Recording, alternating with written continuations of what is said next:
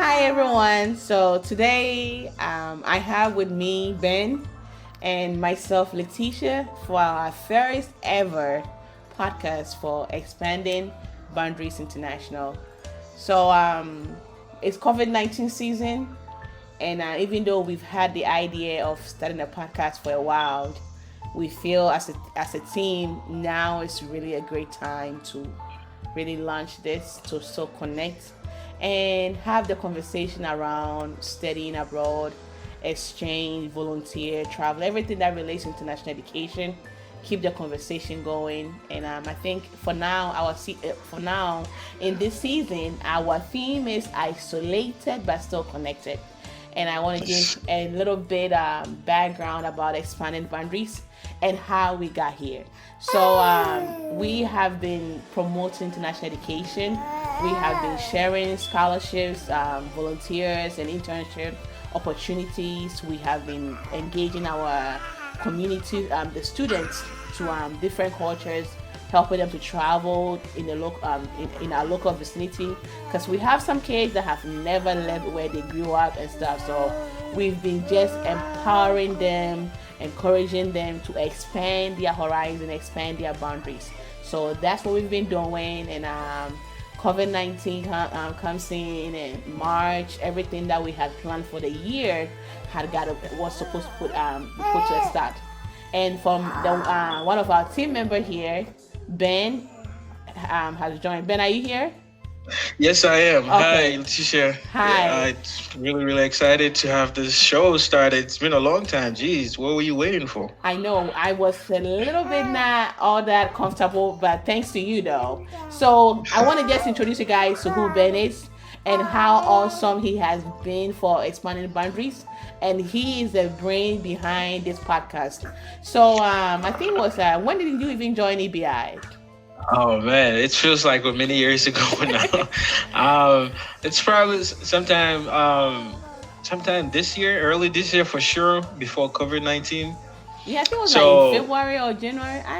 I forgot. yeah, I know. We'll try Yeah. not to bore the audience right now Yeah. when Yeah. I started. So But no, go ahead. Sorry. yeah, no, it's fine. So I posted a job in one of those pro bono sites and stuff, and Ben was so gracious to apply to help us with our project management stuff. And when he applied, and I was like, oh my God, I really hope he comes and really stay for the long run and stuff. And he's from Ghana, and I'm from Ghana also. So it wasn't even, it was just like, having your brother, not somebody that you can really speak the language and just be free and connect and stuff. So he Yeah. comes on, and whoa, he rolls up his sleeves and he just starts to work. And he's been with us since. Yeah. Yeah. Well, I had some work left inside me because I was not working, so I needed to definitely roll my sleeves and get back to work. And you gave me a platform, and when you say I came in and make changes, it's a little bit unfair because you set this thing up very well that anyone that can just come in and join is ready to go as long as you are ready to work. You can actually insert yourself in this organization and start doing something productive. And for me, if you don't mind me saying, the reason why I actually did wanted to join was the work that you were doing with the Oh, thank organization you. in terms of helping disadvantaged people travel, which for me, I have done some traveling, and I figured that study abroad or traveling abroad, working abroad, really open up a different environment for you. Like it gives you so much in your career. When I went to Switzerland and I came back, things were very different for me. I felt like I needed to do a lot more for my career. I started doing some certifications, which helped me in my IT field. So we underestimate what study abroad and travel abroad and work abroad does to our career. So I was really it wasn't something that I was thinking about, but you kind of opened the door, and I was really excited to join it. Oh, thank you so much. So Ben comes in, and I will tell you, he came in at the right time because I was even telling one of our team members that if Ben had not been on our team at that around March when COVID-19 came and we had some fundraising that was set up, but because of COVID-19 we had to cancel all those events. And even with when we did the virtual field trip, it was not for virtual. It was supposed to be in person, taking the kids to DC. But when that happened, it had to be canceled. And I wanted to give up. I was done. I was washed out because I was like, all the hard work. And Ben was like, no. Ben, what did you say? What did you say that time? I don't remember what I said because you are putting too much emphasis on my powers right now. Seriously. I don't remember what I said, but I know for sure. I do remember this whole process started, and you thought it was going to be an end game for the virtual tour. I mean the tour itself, and I was actually looking forward to everything. I was looking forward to the way the kids are going to accept, this tour with different countries and how I was really looking forward to the videos and all that. And I was bummed when COVID-19, because I remember when it was heating up in DC and a lot of places were closing up. I kept telling you, hey, what are we gonna do? This is really a bummer. And it's a teamwork. Everybody just came together and figured out, virtually it will work out. The right questions were asked, and the right people were on board, and we figured we did a lot of tests, and we came to the process that was gonna work for us. So I would say it was so much of a teamwork, and everybody that was on the meeting at that day. Credit. He doesn't. Yeah. He doesn't want it. But I will tell you that within me, if it wasn't for Ben was like, we gotta keep going. We gotta switch things around. So he and I, we went out and said, okay, then let's look for what platform we can use to really still give that engaging program or event to our students and stuff. And for me, what was really amazing about that is we tried different applications or softwares, and I did not want to use PowerPoint. So I remember telling Ben, if you're gonna use PowerPoint, I'm not doing it because I don't want any slide and all those. I want something more engaging. And we tried Google Classroom, we tried different things, and we ended up on Google Earth. And that to me was really, really a game changer. We did Ben's first, and the group split it up. So we had 6 countries that we initially were supposed to go and visit these countries, their embassies in DC. So we kept those same countries, and the countries were Bahrain, Ghana, India. India was not part of China. China, Bangladesh, Pakistan, and Ethiopia. Yeah, and we kept those same countries. We didn't change anything, and we just roll out. And we did Ben's first country. Ben did a very good job with his profile for the country, and he was supposed to present, but he bailed out on me. Yeah, we're not gonna go into that. I did my first presentation, and I had some criticism. So yeah, it was best to leave it for the pros. But actually, do you even remember that we were trying to actually have a narrative software to do it at some point. Yes. Yeah. Ben tried everything. We didn't want to really be the one to record speak. We were just running away from this project. So we tried all those stuff, and we had this robotic lady talking. I'm like, nah, this is not gonna work. So we ended up just having, you know what? Let it be us, and it became live, and every Saturday for like 6 weeks straight up. We were at 12 p.m. or 12:30. We were on as a team testing it out, and then 1 p.m. we were ready to roll. So out of this, we knew we wanted to do the podcast. But it was just like, how do we proceed from here with COVID-19 and everything that has been going on? So we will say today is our official first ever podcast recording for the EBI Ben, what's the name of it again? Forgive us. What's the name that we came up with? Maybe we should just give it to the audience to give Yeah, us a name right we now. don't need because we have We- one people that this are is weird. yeah, this is a blank podcast. Insert your name. But yeah, we're gonna first of all do we're just gonna EBI podcast for now, and time goes on, we'll find a suitable name. But well, actually, you were missing the point. One of the reasons why we really wanted to get into this podcast is we want to continue the conversation, and in our community, that's something that we don't do a lot. We're talking about travel and Yes. study abroad, and we feel like this is an opportunity for us to let people know that it is okay, and it is there are organizations like us out there that help people that are a little bit skeptical about traveling, especially these days. And EBI does really good job, giving us information out. And if you follow us on a different platform, you're gonna have all the information that you need, especially this time that countries are opening up or countries are closing, what colleges are accepting, scholarships and all that. So that's one of the reasons why we want to start this podcast, is to continue the conversation. Have people come in and talk about it. It's not gonna be too formal. We're gonna just let it rip, very casual. And anybody that comes on this podcast is going to be very casual. So I'm really excited about it, and I don't know about you.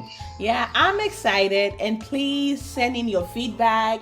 If you have ever done a study abroad, have done a volunteer, intern, work overseas before, all those things, send it. We want to talk to you. How did you do it? How did you start? Because people want to know. People need to know your story on how you embarked on that journey of expanding your boundaries to connect with the rest of the world. So if you want to be our guest, just send us an email at info@expanding, like expand, boundaries, boundaries.org. info@expandingboundaries.org. And we are here. We are looking for you to share your story with everybody out there, because some people wants to start, they don't know where to begin. Have you ever done a teach abroad before? We want to hear from you. We want to talk. We want to sit down with you so you can share with us, with our audience, our students, and even our working professionals. How did you start? We have students that are still confused about their major or their focus or concentration in college, and there's a gap year. Have you ever done a gap year before? Come on and let's talk and share with our students. How did you start? What was some of the problems that you encountered, and how did you break through out of that? Ben, anything else? Yeah, no, that's certainly, we want to talk to everyone, but we definitely want to talk to people that never thought that they were gonna have they're gonna do a study abroad or work abroad, and we want to know what pushed you. Yes. We want to know what was the obstacles and how you overcame it and everything. And people of color that never thought they're never gonna study abroad, but they ended up doing it, study abroad, work abroad. We just want those stories, Yes. And it's some that people underestimate the value of a study abroad and work abroad and what it does to their careers. Yeah. And I've known people that have transformed their careers doing that. So yeah, definitely we want to talk to everybody that has a story out there that wants to share. Yeah, representation really, really matter. So we want to give our students and everybody something that they can, something tangible that they can really relate to. That's the whole goal. We want stories from different walks of life.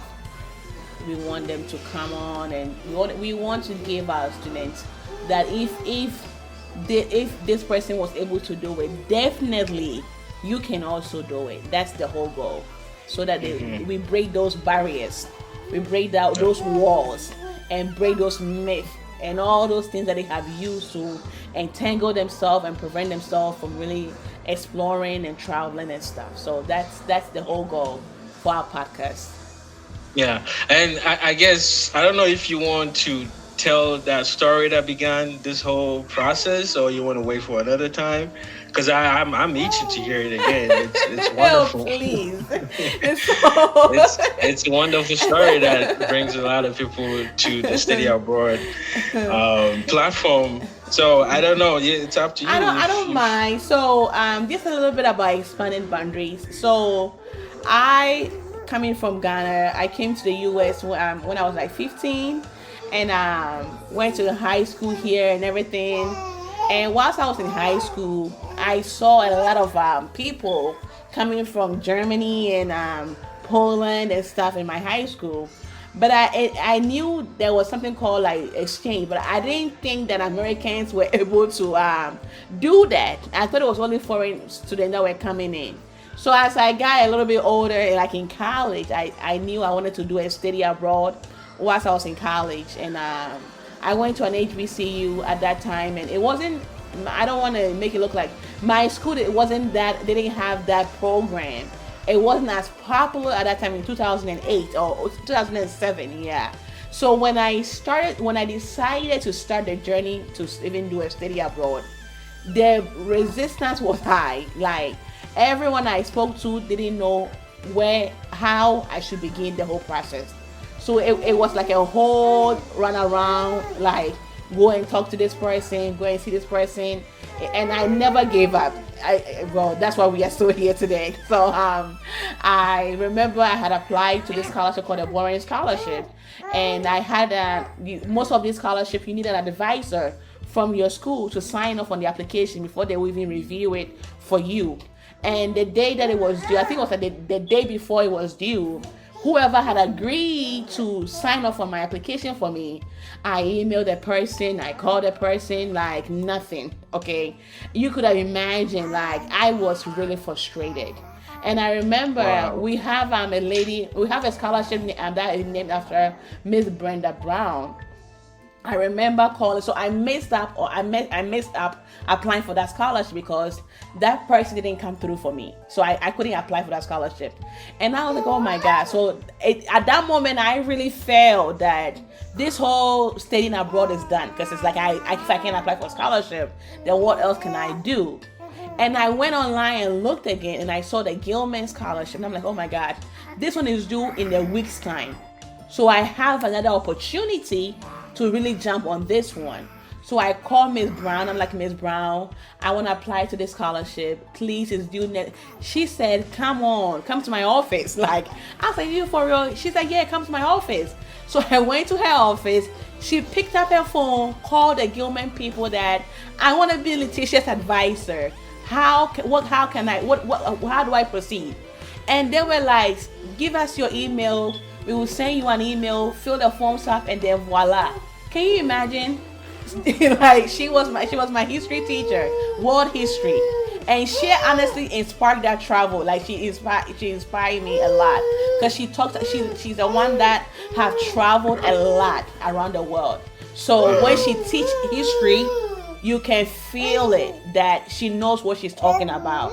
It's not like I have read from the books and I am telling you. She teaches history like, I've been to the Great Wall, I've been to the Pyramid, I've been to the Eiffel Tower. She makes you know that she's been to all those places. You know, have you ever had one of those teachers, Ben? Like they yeah. No, yeah. They are very passionate about their job. And yes. Thank God for people like that. Yes. And she helped me apply for the Gilman, and I remember going home for the summer not knowing what my fate would be. So that summer, even still, I was applying for jobs like trying to get me a summer job to try to suffice something. And I remember that fateful, it was like, I think June, I got a letter in the email, the congratulations, you got a Gilman scholarship. I was like, oh my God. And initially it was supposed to be $5,000, but because I was going to China, they added extra, so the money became $8,000 for me, and everything was in my name. So I bought my plane ticket, paid my program fees and all those stuff, and then August, I was out. Like, it was so surreal. But thanks to her. So my follow-up project for the Gilman Scholarship was, when I come back, I'm going to share my experience. In all honesty, I did not think it was a hard thing to do. When I put in the application, I was like, oh, I'll just come back. And they was like, okay, that's not a bad thing. You can do that. I say, yeah. So when I came back and I was going around sharing my experience, sorry, my baby, she's 8 months. So sharing my experience and stuff, and people were like, huh? What is study abroad? What is this? What is that? How did you do it? Oh, some people are like, oh, I don't think I can do it. I'm not qualified. My GPA is so bad. All those negative stuff that they were telling me why they cannot do it. And I'm like, no. If you with a 2.5 GPA, you can do this. So out of all these, hearing people telling me that it's not doable, and I think one of the biggest breakthrough for me, this was all volunteer, by the way. It was nothing like I was gonna start a non-profit, okay? But my biggest breakthrough was, I think, in 2011. The Gilman people, the Chinese government was here. The president, I think, it was Hu Jintao or someone, and they needed someone that had been to China before to come and connect with Michelle Obama and all those people. So they moved us to DC for like a weekend, and that was the biggest aha moment for my study abroad and all those things. And I was like, wow, this can really open a lot of doors that you don't even think you could ever. And out of that, I say, you know what, I want everybody to really get that connection, that opportunity, because you never know how you traveling will really help with your destiny or your career. Because going to China really helped me to meet Michelle Obama and to be in the same room and for him to do for me. So that's the whole thing, just knowing. And I had a chance to go to DC and talk about my experience with some middle school kids in DC, some of the DC middle school, and just hearing them, like, they were so like, wow, how, like, they see me, I look like them, you know, and they know that it is possible. And that is what really empowered me to, you know what, say that I'm gonna start expanding boundaries.org. So I hope I make sense. No, you did. I mean, and it's spectacular because basically what I can really learn from this is there are a lot of options, there are a lot of resources out there, and people are not getting hold of it. No. It's not readily available for some reason, because there is so much block, there's so much that is preventing people to, get hold of these resources. And I guess that's the birth of expanding boundaries, where they bring the resources to your doorsteps. Yes. And you were able to exercise all the options that you have, and you get all the information that you need to know. I was looking at these numbers, and you call me the numbers guy. That he is the numbers guy. And it's amazing how much that people improve in their careers when they study abroad. It gives you a whole lot of connection, gives you a whole lot of experience. And right now, when you talk about the world being so close and being so together, it's really very important that you're able to work with outside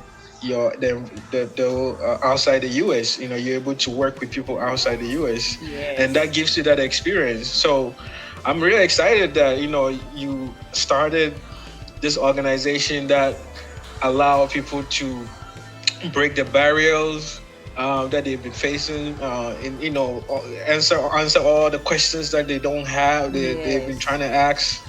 And it's really exciting. People don't understand. It's excited, and I'm really excited that we're gonna continue the conversation. Thank you, Ben. It's needed. Yeah. And thanks for really helping us to bring this podcast to the people, because it's basically, it's for everybody, educators, people that are teachers and stuff. You can, like, there's enormous opportunities, working professionals, like there is a lot out there. And EBI, our biggest thing is information sessions, because we want to be the information, they give information, because information is key. If you don't have knowledge, information is what really breaks all that resistance and all that barriers and stuff. Because if you don't know, I remember one of my surreal moments was I think it was in I had just started EBI, and a friend of mine that was working out in New York, right? She was teaching. She was a counselor. She was a counselor. Yeah, she was a guidance counselor. So she invited me. I think it was Thurgood Marshall University, Thurgood Marshall High School in the Bronx or something like that. And I had given a presentation about just debunking the myth about study abroad. And what study abroad is all about, Gabby, giving them all. When I'm done with my presentation, I will have a list of scholarships, and I will let you know the scholarships, the name, the requirement. Some of them are like 2.5 GPA, all those things and all that. And I remember one student came to me after the presentation, and the child was furious. She was mad. She was like, I'm about to be done with high school, and I just found out that I had options I didn't even know. She said, I'm about to go to college, but I don't even know what I'm going to do in college.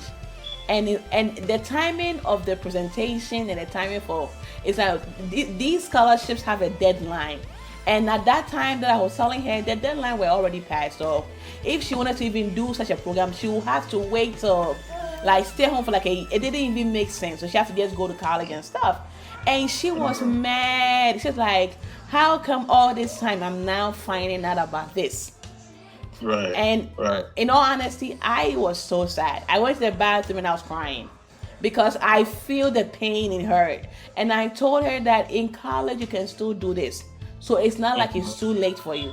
But then, Ben, we have a lot of people that are in college. They will spend like 1 year undecided. They have undecided majors. It's like that 1 year for being undecided, you could have used it for a gap year to find yourself. Right. Yeah, we don't have informations like that for people.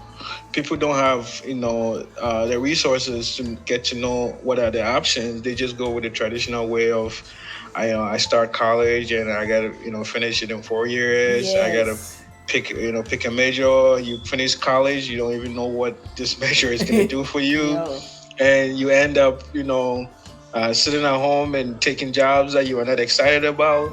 And this is the reason why people try to get out there and see what is good for them. And it's not just your small college that you go, you interact with. It is a bigger world out there. You're not gonna just deal with the college peers that you have. You're gonna deal with people outside. And so it's very necessary for people to have all that information, all that resource, and be able to make good decisions. And that's the reason why EBI, gives that options, help you give that option, all the roadblocks, every question that has been on your mind. We try our best, and we do we have information sessions coming up soon. We'll let you know all the events that are coming up, all the scholarship programs that we have. And I don't know, Leticia, do you want to do it now, or you want to just wait for? I think as time goes by, we can share all the exciting stuff that is going on that we are planning and stuff. Like I think even with COVID-19, we've been sending some funding to some schools in Ghana for them to stay connected. So when we tell you isolated but still connected, we are about being like helping people to stay connected even in the midst of a pandemic. So we have a lot of things going on, and I think the highlight for this season has been the virtual field trip, and the team is working on making it an online classroom, online courses that you can come and then pick a country, learn about the country, watch the virtual field trip just to know how even the place look like and all those stuff. And from there, when you are done, you will get a list of scholarships that you can apply to travel or study or intern or work abroad from these countries and stuff. So that is the goal. So we have a lot, and we are looking for team members too. So volunteers, if anybody want to volunteer, we are open. We have, all of us are volunteers. Everybody's volunteers. We hope that in the future, by God being great and awesome, we can be able to afford to start paying something. But our team, everybody else is just like selfless giving. Like, I don't know how to explain. Ben, Right. Sam, Shayo, Pastor Michael, Alexis, and we have two interns, Lexi and Sam. Like, seriously, Sam from London. So our team is also really global too, by the way, right, Sam and Ben? Our team is, Yeah, yeah. yeah, I know. We don't. Yeah, we are very internationally. Yes. We are very international friendly. Yes. I guess because we love to travel abroad. But yeah, Yes. go ahead. Yeah. So we have Ben. Ben is in Texas, and Pastor Michael is in Minneapolis, right? And then we Yeah. have Shayo, and I am in Westminster, I guess Baltimore area, Maryland. And then Shayo is in DC area. And then Sam, our board chair, is in Baltimore, in the city, Baltimore City. Then we have Lexi. Alex. Lexi is in Georgia, and Alexis is in Nevada, and Sam is also in London, UK. So we are very, very internationalized and diverse. But there's no limit as long as you are willing and available, and you have some kind of little skills. Yes, we are looking for yes, anybody that want to join and support this initiative. That would be awesome. Also. Yeah, and the good thing is you don't necessarily have to be close to anybody. We do everything virtually. Yes. Like Leticia is saying, everybody's all over the place: East Coast, West Coast, Midwest, and the South. So it'll be really exciting. We family. We joke around. We do a lot of things together. We try to help each other. Yes. In however way that we can, and it's been awesome since I joined it. And Leticia, you should have got hold of me a little bit earlier. I know, but we've been putting Ben to work, like. But nah, Ben is the kind that will just text you like, hey, what do we need to do and stuff. So he keeps me on my toes too, because I cannot slack, because he's like following me or waiting on me to do stuff. So I gotta also be on my ABC or my Q's and T's and stuff. So yeah, Ben is keeping us on our toes, and he's our IT and project management guy. So he's all about projects, like right. Keep the project going. Yeah, that's the only way that we can get it. You know how it is when volunteering. It's really hard, but sometimes you just have to remind ourselves that we're doing this for the greater good. Yes. And there's always someone out there that I'm sure we have a lot. We do have a lot of testimonies out there, people that we're in a position and we're able to help them out, especially the people that we helped out in Ghana. We've had some testimonies out there, especially during COVID-19. We had people that we were able to help them with, just a little bit, just to help them go through it. And we had some testimonies coming through it, how much people were struggling with this COVID-19. And one thing that we forget about this situation is that a lot of people in countries like Sub-Saharan Africa and all that, they're already behind in education, and with COVID-19 it's going to be even worse. Yes. So we have this big gap that is expanding with the COVID-19. So people are not even talking about the fact that it's going to get worse with people not going to school, not being able to go and have that interaction. They're already having it worse over there, and it's it is just pouring more gasoline on the fire right now. But we're gonna do the best that we can. It's not just us being human beings, and we thrive. Right. So yeah, I'm excited. I'm looking forward for all the information that we're gonna be throwing out there. Leticia is going to be doing all the work, so just let you know. Hey, pay him no mind. The team is going to do all the work. Because she loves to work, by the way. She's a workaholic. She sometimes work in the midnight and text me. And I'm like, I got to turn my phone off. No, Leticia is awesome. Thank you, she's always putting people's needs ahead of her needs, and it's you usually don't meet people like that. So this country has given me a lot. United States has given me a lot, and that I guess what motivates me is like give back. Just whatever little way we can give back, and all of our team. That's all it's about, giving back in any little way that we can. Yeah. I know. Thank you so much. I don't know. This is just the introduction podcast. Let you know who we are and what we're going to be expecting from us. Trust me, it's going to be a little bit more professional. When Leticia rolls her sleeves and gets to work, she knows how to get people to talk about all the exciting travels that they've done. So. You're not gonna have me if you're disappointed. I'm sorry. He's not. Don't be disappointed. He will come and talk about his Switzerland experience. So my Switzerland trip and my trip to Sierra Leone and South Africa. Yes, okay, he will be coming back to talk about all those stuff because we all need those voices, those experiences to help us. Like, how did he even get it? Because people need funding. They need to know how he even was able to fund. Because the thing about us minorities is we don't have some big family member that have this big money, to sponsor us. We gotta really pinch nickel and dimes to make this experience come through. So we will bring Ben back, and for him to come and tell us how he did it. What were some of the obstacles and stuff? So Ben, this is not your last or your first and last. You'll be coming back. Man. I was trying to get away. Oh no.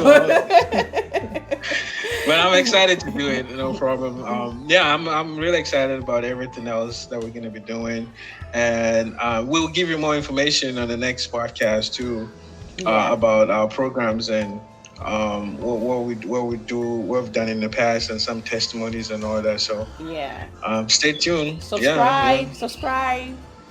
Follow us on social media. We're on Facebook, Twitter, Instagram, and even Pinterest. We're over there on Pinterest too. So don't forget to and check out our new website too.